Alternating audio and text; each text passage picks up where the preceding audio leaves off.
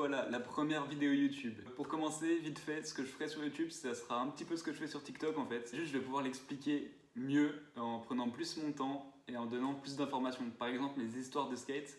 Je ferai peut-être une histoire de skate par vidéo ou 3, ça dépendra de la grosseur des histoires. Comme ça, je pourrais donner plus d'informations, prendre plus mon temps et donner des petits détails qui ont tout autant leur importance que la vraie histoire. Du coup, pour la première vidéo, en fait, je vais vous conseiller ce qu'il faut pour débuter le skate. Donc, pas seulement la planche, mais aussi tout ce qui est chaussures.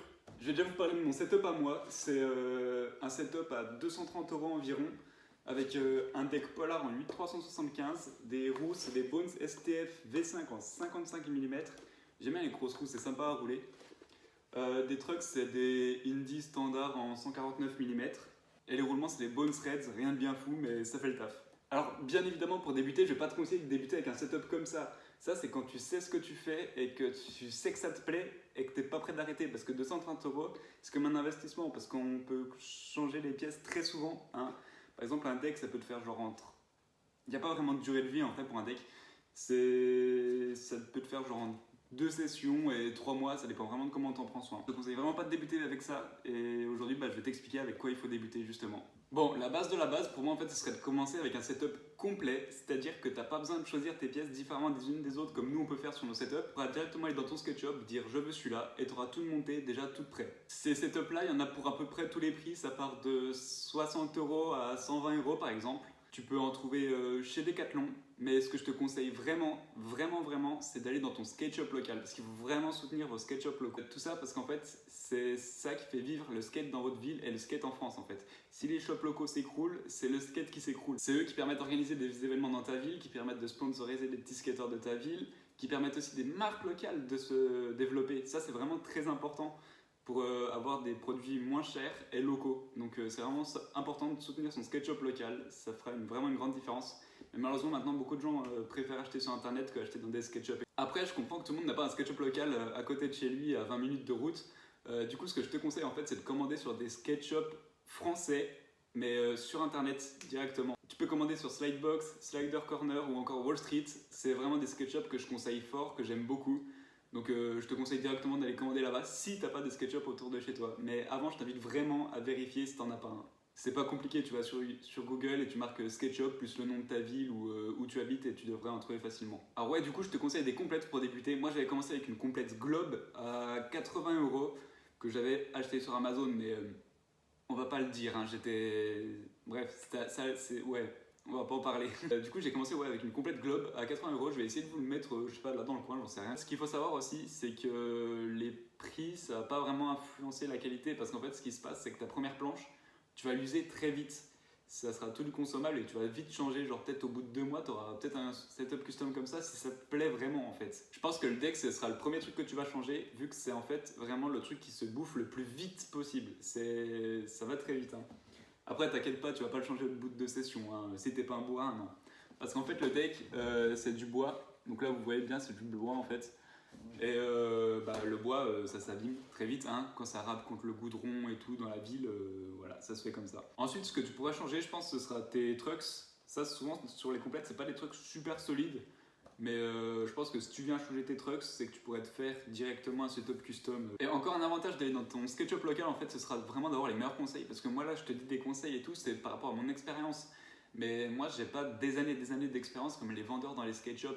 Dans les SketchUp, c'est vraiment leur métier depuis des années, c'est les passionnés depuis des années. Et c'est vraiment eux qui te donneront les meilleurs conseils par rapport aux produits qu'ils ont, en fait. Si, par exemple, moi, je peux conseiller une Globe, mais ils en auront peut-être pas, ils auront peut-être, je sais pas, une complète Enjoy.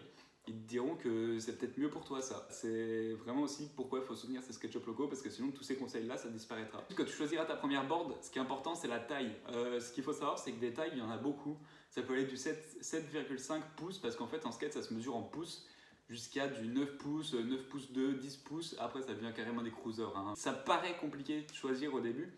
Mais en fait c'est pas si compliqué. Tu peux déjà commencer par prendre par rapport à ta pointure. Par exemple si tu fais autour du 40, tu peux peut-être aller sur du 8 ou du 8,25, 8,18, les tailles entre du 8 et du 8,25. Si tu fais genre du 35 où tu as vraiment des petits pieds, je sais pas vraiment à quoi ça équivaut pour vous des petits pieds, mais pour moi c'est genre du 35, tu peux peut-être te diriger vers du 7,75, du 7,5, ce genre de choses. Ton poids par contre ça a absolument rien à voir avec le skate, tu peux être en surpoids et faire du skate, tu peux être tout fin comme moi et faire du skate, ça a vraiment pas d'importance, en fait ce qui compte vraiment c'est le mental dans le skate selon moi. Du coup là on va dire que tu as choisi ta première planche, ta première complète, tu te dis mais qu'est-ce que je pourrais acheter d'autre ou est-ce que je dois acheter d'autres choses pour pouvoir bien commencer le skate. Donc moi je te conseillerais déjà des bonnes chaussures pour faire du skate, moi je conseille vraiment les Vans, hein. Moi je suis amoureux de Vans, c'est vraiment mon délire, c'est vraiment ma cam, ça fait vraiment des années, je crois, genre ça fait au moins 10 ans que je porte que des Vans quasiment. Du coup, moi je te conseille vraiment ça. Mais en fait, le plus important quand tu veux du skate, c'est d'avoir une semelle plate comme ça, tu vois, plate comme les Vans. Parce que si tu prends par exemple des chaussures de jogging ou je sais pas quoi, tu vois que la semelle est pas plate là. Ton pied dedans il sera pas plat par rapport à la board et tu sentiras moins ta board. Ce qui est important, c'est de sentir sa board en dessous. Alors que là, dans les Vans, en fait, tu auras ton pied à plat et tu sentiras bien ta board. Ce qu'il faut savoir aussi, c'est que les Vans, par exemple, ou même toutes les marques qui font des chaussures de skate ont des sélections spéciales skate. Par exemple, celle-là, on peut reconnaître que c'est les Vans spéciales skate parce qu'en dessous, là, il y a le petit tag. En dessous, il y a marqué Pro. Il y a une bande de caoutchouc aussi qui est rajoutée. C'est la Duracap. Ça permet de faire durer la chaussure plus longtemps. Et là en dessous aussi, il y a une Duracap, c'est encore une bande de caoutchouc qui permet de faire durer la chaussure plus longtemps. Ça par exemple, tu peux le voir chez Nike avec Nike SB ou Adidas avec Adidas Skateboarding. Je crois qu'Adidas, ils n'ont pas vraiment de nom pour la gamme skateboarding, mais ça se reconnaît très vite des chaussures de skate, surtout celles de chez Adidas. Et du coup, comme je viens de te le dire, c'est chez Vans, c'est les modèles pro tout simplement. Donc tu peux avoir des modèles pro, de modèles classiques, comme ça c'est juste une Vans Skate Mid avec une semelle. Oui, j'ai oublié ça aussi. Les chaussures de skate ont généralement une semelle spéciale à l'intérieur, assez molle pour bien réceptionner les impacts. Ce qui se passe aussi, c'est que les marques font des pro-modèles de chaussures de skate, c'est-à-dire qu'ils ont un skater dans leur team et ils ont envie de le mettre en avant ou ils ont envie de l'utiliser pour créer une nouvelle chaussure en fait, spécialement pour le skate. Donc là, j'en ai pas sur moi, mais je pourrais vous en montrer. Par exemple, il y a ma préférée, clairement, c'est la Vans Berl du skater Berl Haggard. Je crois que je me trompe dans son nom, mais je crois que c'est, enfin dans la prononciation du nom, mais normalement c'est ça sa prononciation. Ma deuxième favorite aussi, c'est la Vans Rowan Pro. C'est vraiment une tuerie. Je les ai skatés genre plus de 6 mois, il n'y avait aucun trou, mais bon. Là, il était temps de changer, donc je suis passé à une Vans Skate Mid parce que j'aime beaucoup à quoi elle ressemble. Je sais pas, dites-moi quoi, genre si vous kiffez, mais moi j'aime beaucoup. Après, je trouve que ça fait un peu grand pied, mais vas-y, ça passe. Alors, pour la semelle, il y en a certains qui n'aiment pas du tout ce genre de semelle, ou alors si tu as besoin de semelle orthopédique, tu peux tout à fait les changer parce que dans les Vans, elles sont enlevables. Genre là, par exemple, j'ai enlevé celle-là, comparé à celle-là qui est encore dedans. Tu peux les enlever sans souci, donc si tu as besoin de semelles orthopédiques, tu peux les mettre dedans. Alors si tu as envie de changer de semelle, de semelles plus dures et tout, tu peux aussi acheter d'autres semelles et tu peux les remettre dedans. Tu découpes bien la taille de ton pied ou tu prends la bonne pointure, puis normalement ça rentre dedans, c'est tout bon. Donc voilà, ça c'était vraiment l'essentiel pour commencer le skate, c'est d'avoir des chaussures plates avec bien évidemment un skate. Après si tu as envie de 2-3 autres accessoires, tu te dis genre qu'est-ce que je pourrais acheter d'autre ou est-ce qu'il y a besoin d'autres choses. Il y a quelques trucs, mais c'est vraiment pas les plus importants parce que tu peux vite les remplacer par autre chose. En premier, il y a le tool. Bon, là j'ai perdu le mien donc je peux pas vous le montrer malheureusement. Il y a le tool, en fait, c'est un truc que tu utilises pour desserrer tes trucks ou démonter ta planche ou desserrer tes roues et enlever tes roues, tout ça. Ça sert juste à ça en fait. Mais ça, tu peux vite le remplacer par des outils, par une clé ou par une pince, par peu importe. Donc tu t'en fous un peu. Ensuite, tu as la wax. La wax, quand tu débutes, tu n'en auras pas forcément besoin en fait parce que c'est surtout pour glisser sur les surfaces comme par exemple des curbs.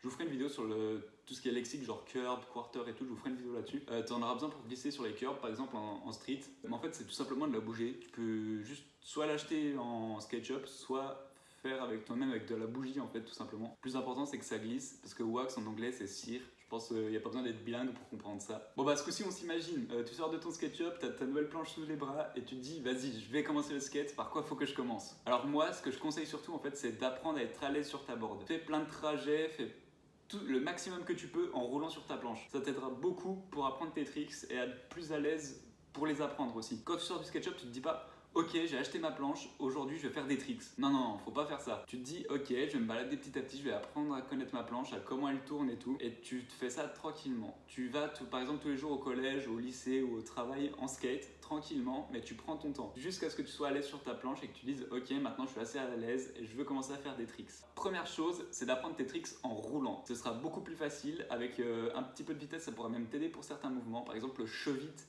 C'est beaucoup plus facile de le faire en roulant. Pour moi, tous les tricks, c'est important de les apprendre en roulant parce que si tu les apprends sur place et les apprendre en roulant, en fait, c'est pas du tout la même chose. Donc tu devras le rapprendre 2 fois, entre guillemets, parce que tu auras le mouvement et tout, mais la sensation, c'est pas du tout la même, tu vois. Et du coup, pour moi, les premiers tricks à apprendre, ce seraient des trucs pour être à l'aise sur sa board. Certains considèrent pas ça comme des vrais tricks, mais pour moi, ça en est parce que bon, les mecs en ball, en méga et tout, ils en font sans problème. Pour moi, ce serait par exemple les no comply, Les caveman, les boneless, c'est tous des trucs qui te permettent d'être allé sur ta planche, à savoir ratterrir dessus par exemple. Mais une fois que tu auras appris cela, en fait, tu pourras te diriger vers des vrais tricks, genre le ollie ou le chevite. C'est vraiment les premiers tricks, vrais tricks à apprendre selon moi, parce que tu vas décoller des 2 pieds sur la planche et tu vas ratterrir avec tes 2 pieds sur la planche, contrairement au no comply par exemple où tu vas poser un pied par terre. La base, le ollie et le chevite à apprendre au début. Et le truc aussi, c'est pas de vouloir aller trop vite.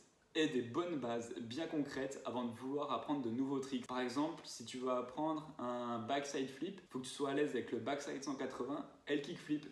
Si tu les as bien, tu peux les assembler les deux et ça viendra très vite. Un petit détail aussi, c'est qu'il y en a beaucoup maintenant qui ont peur de débuter le skate. C'est pas un petit détail en vrai.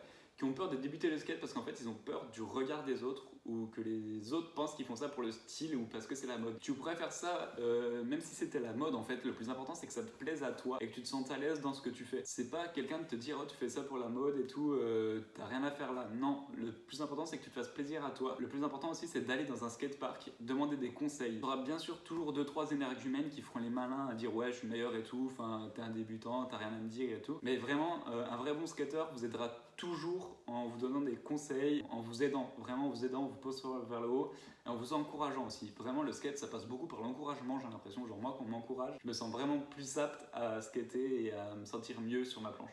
Donc voilà, une fois que tu es à l'aise sur ta board, tu peux aller dans un skatepark et commencer à descendre quelques modules pour encore plus te sentir à l'aise. Et là tu pourras découvrir quelques sensations comme la courbe par exemple et tu pourras un petit peu plus développer ce qui t'intéresse dans le skate, que ce soit le street, ou la courbe, hein, comme je viens de le dire. J'espère que dans cette vidéo, j'aurai répondu à un maximum de tes questions pour pouvoir débuter le skate. Mais si tu as encore d'autres questions, je t'invite à les poser dans les commentaires. Et les autres aussi qui liront les commentaires, je vous invite à aussi leur répondre pour avoir une certaine communauté sur YouTube qui s'entraide, parce que c'est vraiment encore important l'entraide dans le skate. Bon bah du coup je vais pouvoir le dire pour la première fois, je t'invite à laisser un like, à t'abonner, pourquoi pas partager cette vidéo à des potes qui ont envie de commencer le skate. J'espère qu'on se retrouvera bientôt pour une nouvelle vidéo et puis bah skatez bien et skatez safe aussi.